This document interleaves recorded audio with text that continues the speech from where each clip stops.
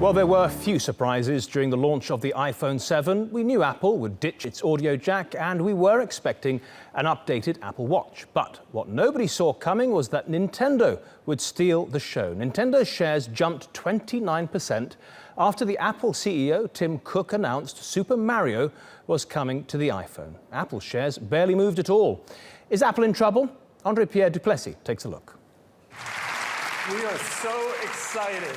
Apple's biggest event in years turned out predictable. An aluminium body. Aside from another iPhone and Apple Watch refresh, the world's most valuable company introduced AirPods, new wireless headphones, in a move that was widely expected. Intuitively connect. But what nobody saw coming was a famed game character stealing the spotlight. There's been something,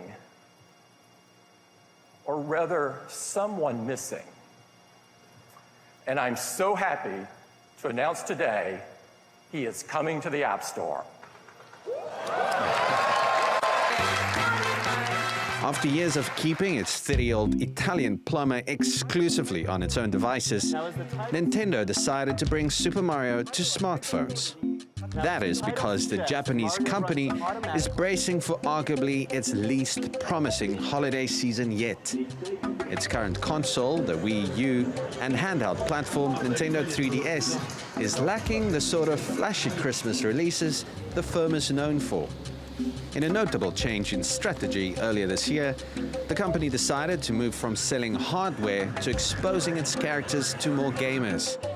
The change seems to be paying off. Nintendo shares have been on a roller coaster since the release of Pokémon Go, a smartphone game it partly owns. And after announcing that its own creation, Super Mario, will be available on the new iPhone 7, shares surged. Counter to the business model of most games on the Apple App Store, Super Mario Run will be a paid download.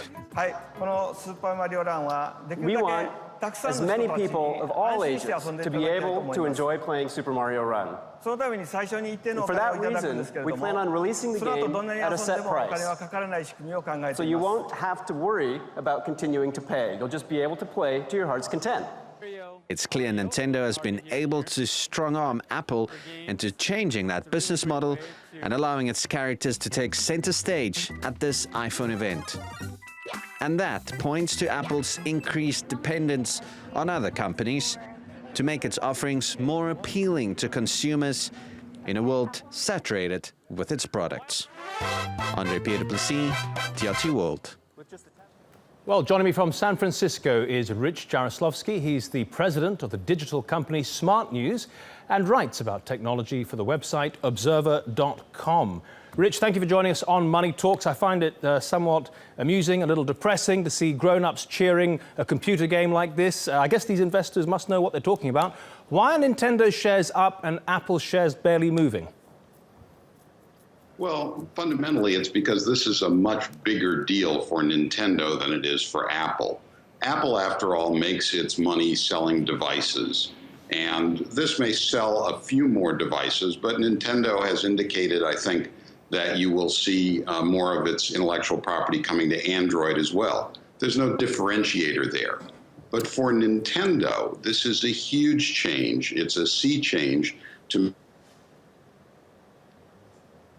Well, it does appear that... property available on a non-Nintendo platform. Rich, we thought you'd gone away for a moment there. Technology was going to let us down.